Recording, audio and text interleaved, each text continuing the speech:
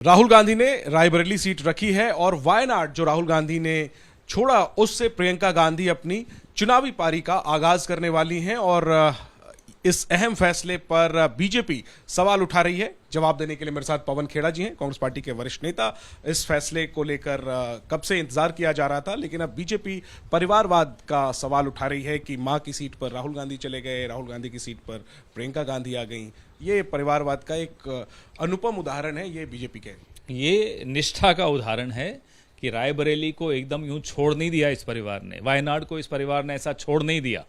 और अमेठी में भी हमारे परिवार का ही सदस्य है किशोरी लाल जी, तो हमने उस सीट को भी ऐसे नहीं छोड़ा। ये निष्ठा है जो भारतीय जनता पार्टी को समझ में नहीं आएगी। और परिवारवाद वालों की बात करने से पहले इन्हें सिंधिया जी को, जितिन प्रसाद जी को, तमाम ऐसे लोगों को अपनी पार्टी से और कैबिनेट से बाहर कर देना चाहिए, क्योंकि वो भी एक राजनीतिक परिवार का हिस्सा है। तो ये जो दोगलापन है भारतीय जनता पार्टी का, ये नहीं चलेगा। विजय राजे सिंधिया का उदाहरण मैं आपको देना चाहता हूँ। जब विजय राजे जी संसद में थी, राजनीति में थी, उनके परिवार के कितने सदस्य राजनीति में थे उसी वक्त? कुछ तो उसी राज्य से थे।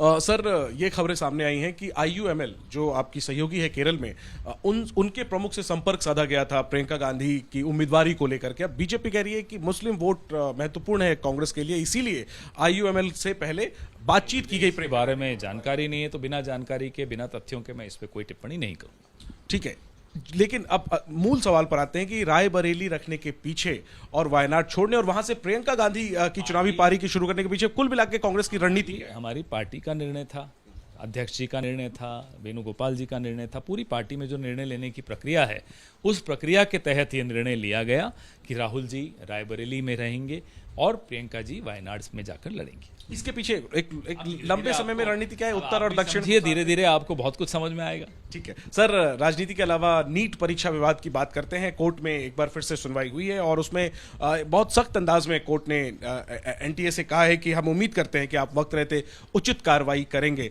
और इन सब के बीच ABP न्यूज ने एक बड़ा खुलासा किया है कि पटना में जो आरोपी हैं उनका कबूलनामा है कि उनको पेपर एक दिन पहले मिल गया, जबकि मंत्रालय से लेकर के NTA तक पेपर लीक से बिल्कुल ही इनकार करता रहा है। अब धर्मेंद्र प्रधान क्या इस जवाब देंगे? पहले तो उनसे पूछा जाए कि क्या आपको पता नहीं था कि बिहार, जहां की आपकी अपनी सरकार है, वहां पुलिस के सामने कबूलनामा है जिसमें बताया जा रहा है कि पेपर लीक हुआ। उसके बाद किस मुंह से, किस बेशर्मी से मंत्री आकर कहते हैं कि नहीं, कुछ गलत नहीं हुआ।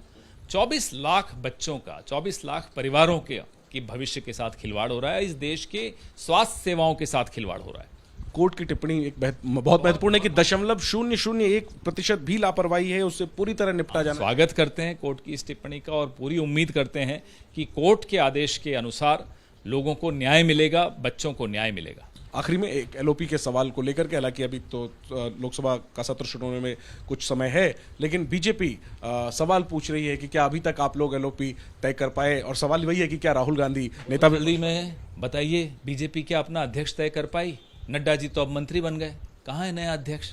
अरे साहब, 15 दिन हुए नहीं रिजल्ट आए हुए, बड़ी जल्दी है इनको हमारे LOP की। जो भी होगा हम इन्हें वादा करते हैं, इनकी नाक में दम कर देगा। शुक्रिया पवन जी बात करने के लिए। कैमरा पर्सन राजेंद्र के साथ जैनेंद्र कुमार, ABP न्यूज, दिल्ली।